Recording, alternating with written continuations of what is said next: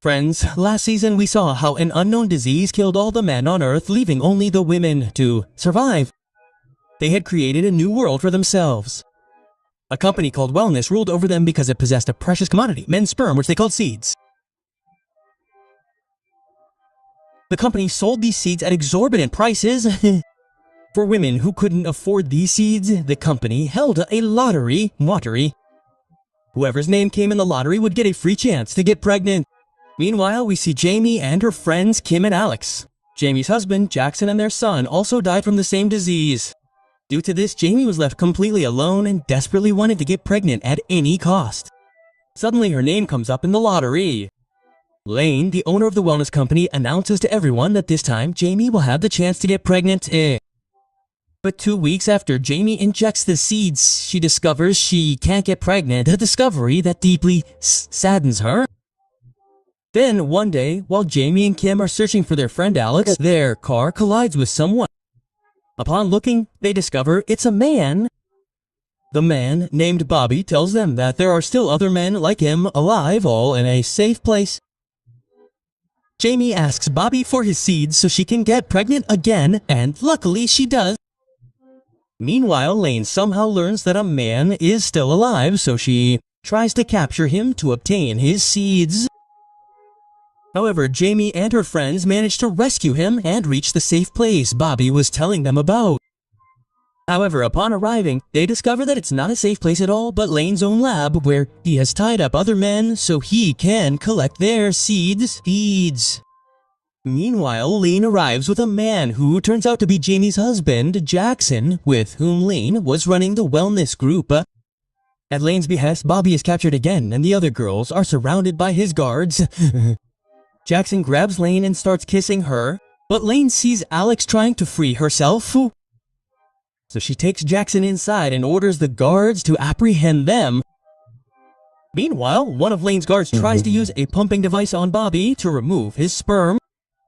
Bobby kicks it away and frees himself, bodies himself. He tells the girls to quickly leave and goes behind a closed door with them. Once inside, they discover it's a cold storage room. Alex reveals that this isn't just any cold storage, but a seed bank where men's sperm are stored. Seeing this, an idea comes to their mind, and all four of them escape with the bottles of seeds. The guards don't attack them this time, not wanting to lose their most precious possession. Just then, a man whose seeds were being extracted begs Bobby for help. Bobby throws a piece of glass at him and continues on with the girls. But then they see that the path ahead leads upwards, meaning they're all trapped. But then the man Bobby helped pushes everyone away and runs away. This confuses the guards for a moment, and Bobby and the other girls take advantage of this opportunity to escape. Next, they meet a man who introduces himself as Daniel. He tells them, "Follow me, I know a way out, Tiki." Meanwhile, Bobby sees two men in a room and tries to save them. But Daniel tells him these are good boys and they won't listen to you. Bobby says, "I won't leave anyone behind," and tries to open the door. But then the good boys open the door themselves and come out saying, "We have no interest in leaving because the outside world is full of disease and death and they prefer to eat jelly and pump up all day here." But when Bobby still insists, they push Bobby away and inform the guards that there are intruders in their room. Bobby gets up and runs with the others into a garage. Daniel says that this is the only way out. They somehow manage to open the garage. But then the guards also arrive and capture Kim, while the others escape. Daniel then tells them that the place you rescued me from wasn't the real safe place. The real safe place is somewhere else.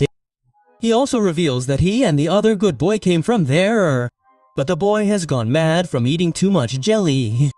Alex tells Bobby that there's a checkpoint ahead. Bobby refuses to go back and tells Jamie to drive. Just then, a guard stops Jamie and asks him where they're going. Jamie panics, arousing the guard's suspicion. Meanwhile, Bobby and Daniel, who were hiding in the truck, discover that Jackson has also sneaked in.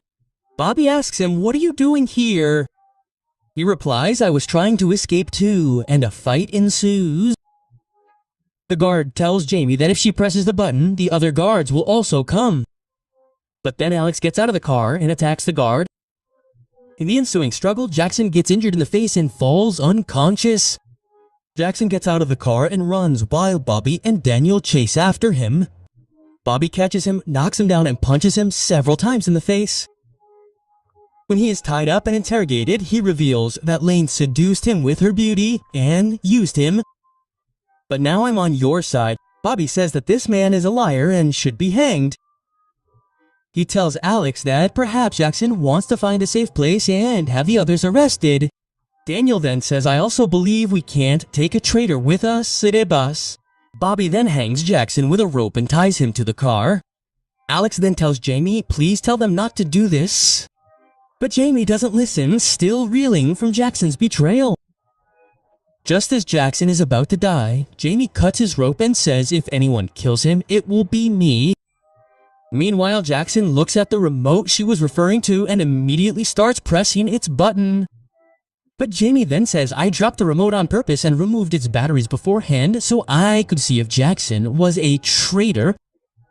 She then stabs Jackson in the leg to prevent him from escaping. She tells everyone that they should take Jackson to the safe house on Rayos. Meanwhile, Len and the doctor are administering electric shocks to Kim to force her to reveal the whereabouts of her friends, but Kim lies, telling them she can lead them to them. Meanwhile, Alex and her friends blindfold Jackson and begin their journey to the safe house. Arriving there, they encounter some women known as the Resistance, who embrace Daniel upon seeing him. Alex realizes that these women used to work with her mother. Jamie asks why there are so few people here when this place should be full of men. Meanwhile, one of the Resistance members begins to examine Jackson, who seems quite attractive to them. Bobby then tells them that he is a liar and a trickster. Just then, a man named Shah arrives and tells them that he was making toothbrushes. Meanwhile, everyone is surprised to see only one person at the safe place. Bobby asks why there's only one person there. He explains that everyone else left and never returned. Afterward, they are all given a drink, a tradition. Daniel feels something strange, so he pretends to drink it and tells Jamie to do the same. Meanwhile, Alex drinks it all. Jamie asks for help to rescue Kim and the others from the lane, but the tribe leader refuses. Meanwhile, Alex's vision begins to blur and she begins to see strange things that are happening to everyone else, suggesting the drink was laced with drugs. Meanwhile, Kim takes Michelle to the wrong place to pass the time, as she herself doesn't know where her friends are. Meanwhile, Jackson develops a fever, so Jamie takes him to the tent. Jackson then tries to force Jamie to take his bag back. The bag falls to the ground. Jackson crawls to the bag, takes out some pills, and begins to swallow them. Jamie realizes that Len has been controlling him with these pills. Meanwhile, Shai asks Bobby, will you help me make a walkie-talkie? What? Bobby. Meanwhile, Alex sees her mother's spirit entering a tent and follows her.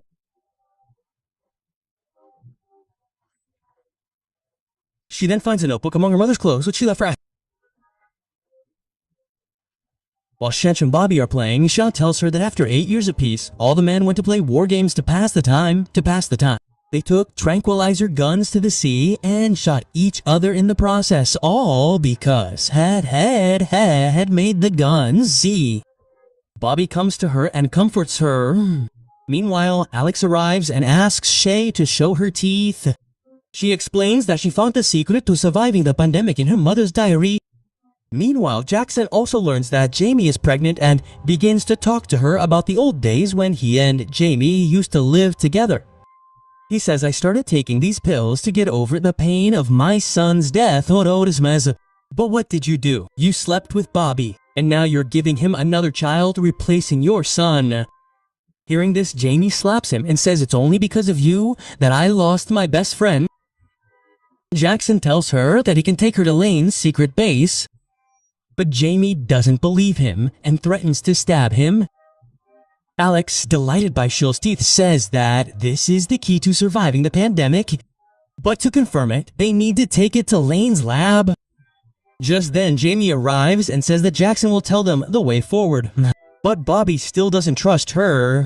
Jamie says if Jackson betrays me, I'll kill him myself. They then follow Jackson's route. They head through the tunnels toward Lane's hideout.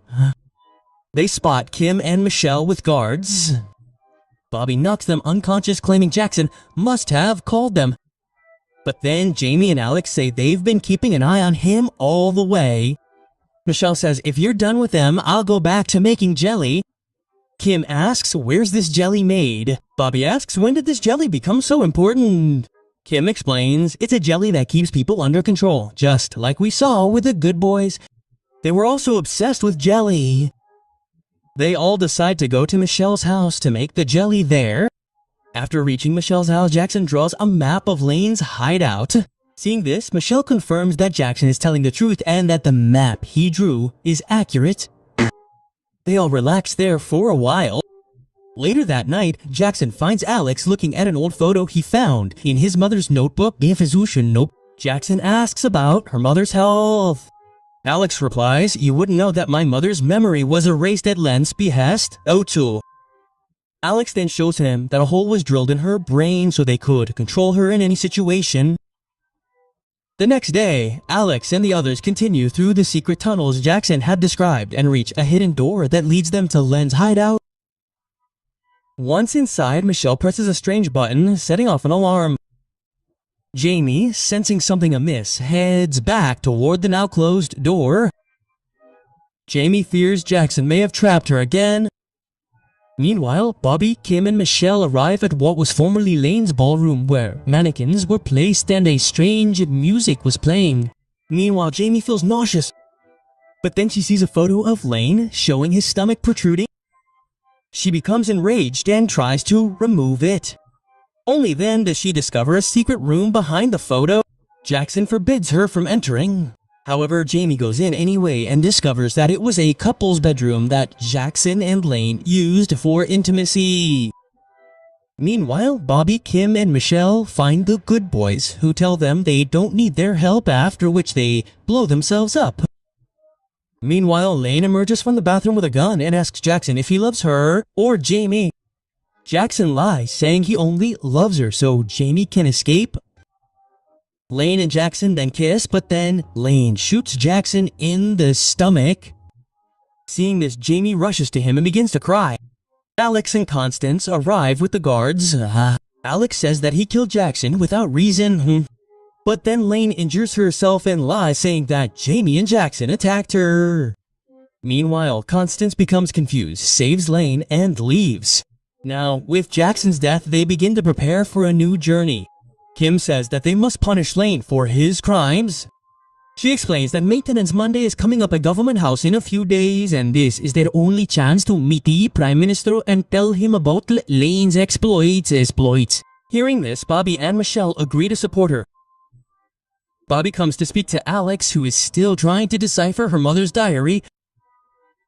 He shows her a code and says that they need a military grid map to decipher it.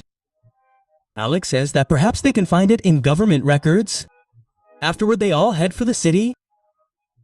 Upon arriving, Kim and Michelle are heading towards Government House when a woman claiming to be the executive receptionist stops them.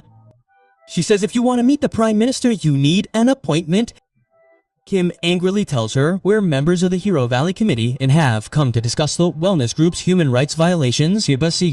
Meanwhile, a woman named Kala arrives and tells them that the Prime Minister is always very concerned about human rights, after which she lets them in. Kim begins preparing her speech, deciding what to say to the Prime Minister when they hear a door open behind them. They both rush inside and tell the Prime Minister that they have something important to discuss. The Prime Minister brings them into his office, where Kim reveals that some men are still alive and shows them Bobby as proof. The Prime Minister is astonished to see how this man is alive. Later, while with Bobby, she asks him, "What have you thought about your role in society?" Meanwhile, Bobby senses that the Prime Minister's intentions are not good. The Prime Minister suggests that he should tell his story to the press. Bobby, a little confused, says, "I need some time to think." Carla arranges their accommodations and tells them that they will investigate Wellness's actions.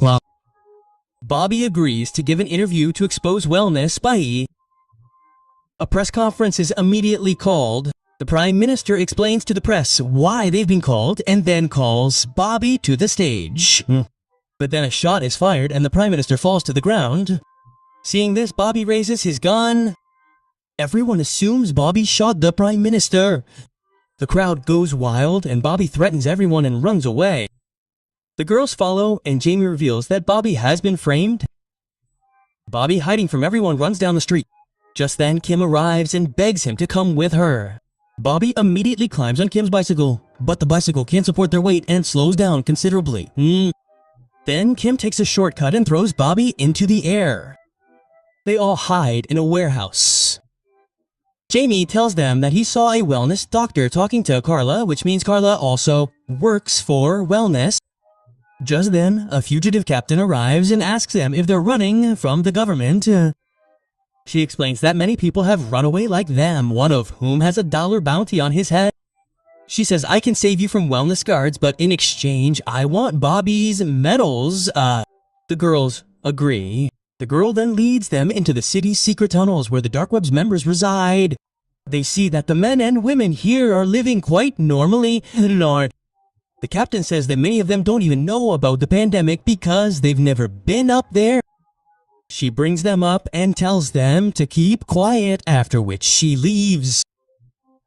Something catches Alex's attention and she and Bobby try to find the location listed in Alex's mother's diary using a military grid map, and they finally locate it. But the coordinates weren't visible on the map.